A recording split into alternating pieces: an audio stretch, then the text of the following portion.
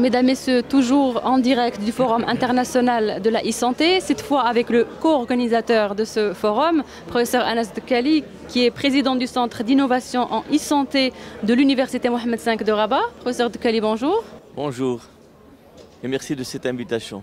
Professeur Dkali, une première question sur le forum. Donc, quels sont les principaux insights qui en ressortent suite à ces deux? On est à la deuxième journée. On est à la deuxième journée. Nous allons clôturer dans 2-3 heures cette deuxième édition et sûrement beaucoup de recommandations vont sortir et qui sont enrichies par les multiples débats et conférences qu'a connu cette deuxième édition.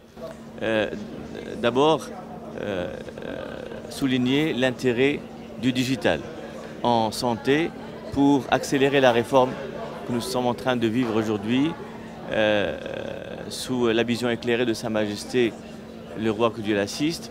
Une réforme qui a commencé dans son design déjà dans fin de 2018 et qui est aujourd'hui en train d'être déployée.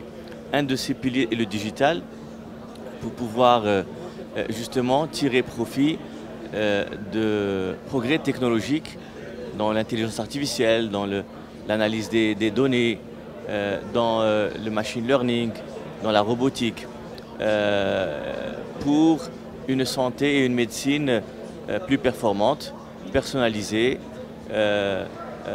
prédictives et préventives, dans l'intérêt ultime d'atteindre cette couverture sanitaire universelle et de pouvoir permettre l'accès de tous les Marocains à des services de soins de qualité.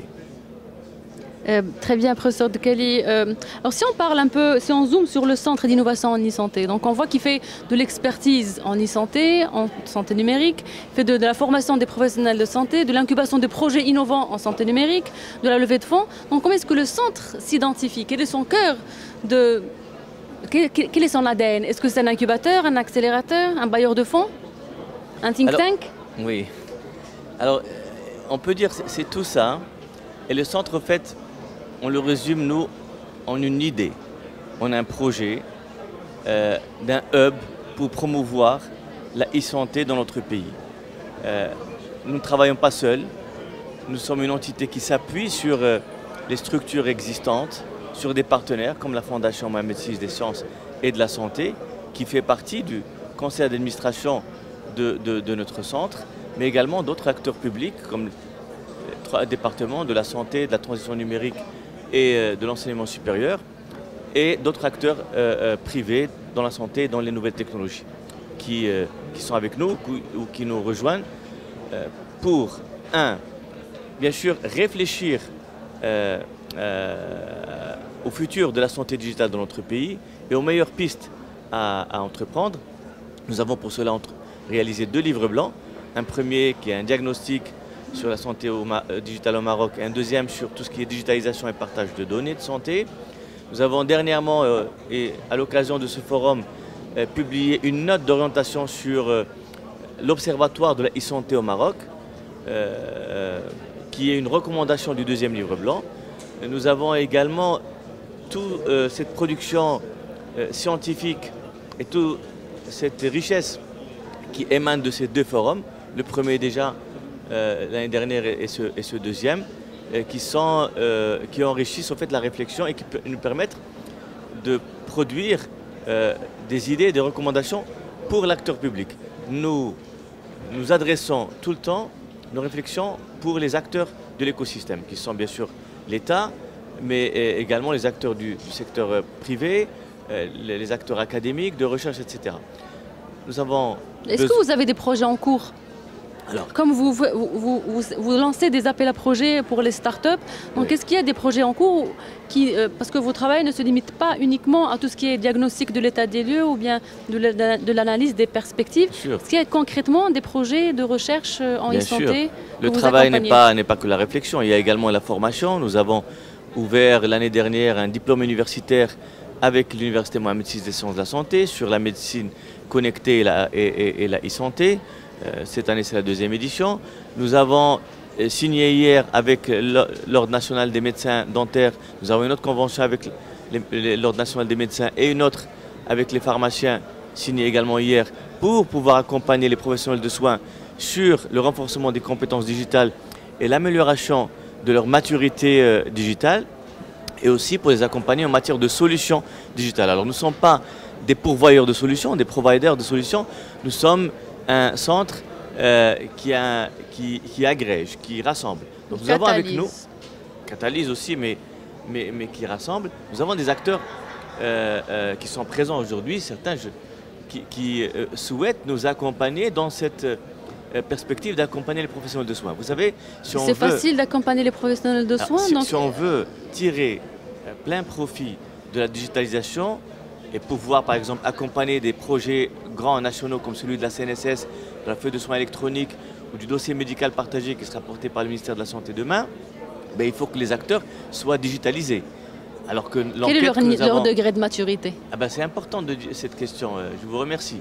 Le deuxième livre blanc s'est arrêté sur des constats qui sont quelque part alarmants pour certains professionnels. Lesquels?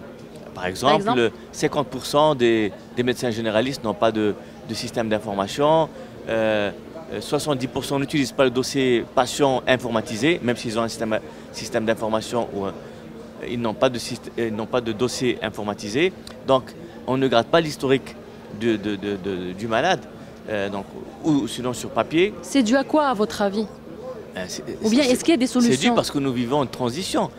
Oui. Tous les secteurs sont en train de se digitaliser et le digital dans la santé va permettre d'avoir tout l'historique des patients. Cela permet une meilleure prise en charge entre les différents prestataires de soins qu'il peut rencontrer.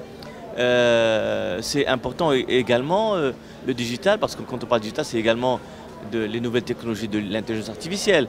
Donc c'est également tout ce qui peut être introduit dans l'imagerie, dans le diagnostic, dans la biologie moléculaire, et qui peut améliorer le diagnostic, voire constituer de nouvelles solutions pour des diagnostics qui n'existaient pas, des pronostics, des protocoles thérapeutiques. Tout ça sera facilité et amélioré par le digital. Le digital va nous permettre d'aller vite pour toucher le maximum des populations et aussi aller vers une médecine, je l'ai dit tout à l'heure, personnalisée, mais une participation du patient. C'est important parce que le patient, il va chez son médecin, mais avec les outils de suivi, de connexion, il peut très bien s'assurer que son médecin puisse suivre un certain nombre de paramètres. Sauf que là, les montres aujourd'hui qu'on met, les bracelets, tout ce qui est objet connecté peuvent accompagner un certain nombre de maladies, un certain nombre de patients, les maladies chroniques par exemple, de telle manière à améliorer le diagnostic. Vous n'avez pas besoin de revenir chez votre médecin 3 mois après pour un contrôle. Mais c'est un grand gap que vous êtes en train de souligner, parce qu'on va des médecins qui n'ont pas de système d'information aux médecins qui peuvent suivre leurs patients grâce à l'intelligence artificielle. C'est un grand gap. Absolument. Ce gap, je crois que notre appel en tant que centre, c'est qu'il y ait un investissement dans le digital health, d'accord? D'abord par l'État, par les acteurs du privé, et par la législation aussi, une réglementation qui devrait encourager de telle manière à aller vite et réduire ce gap. Les professionnels de soins, s'ils ne sont pas accompagnés par le département de la santé par exemple, le département de la transition numérique, auront du mal ou ne seront pas encouragés pour aller vers le digital parce qu'ils n'auront peut-être pas un grand intérêt. Donc il y a un travail de sensibilisation que nous faisons au niveau du centre, un travail de formation, mais un travail également d'accompagnement en matière de solutions digitales. Très bien, nous vous remercions professeur Dekali pour ces différents insights. Aujourd'hui l'écosystème est en train de devenir de plus en plus mature, notamment grâce à des initiatives comme ce forum. Nous vous remercions encore professeur Dekali pour vos interventions.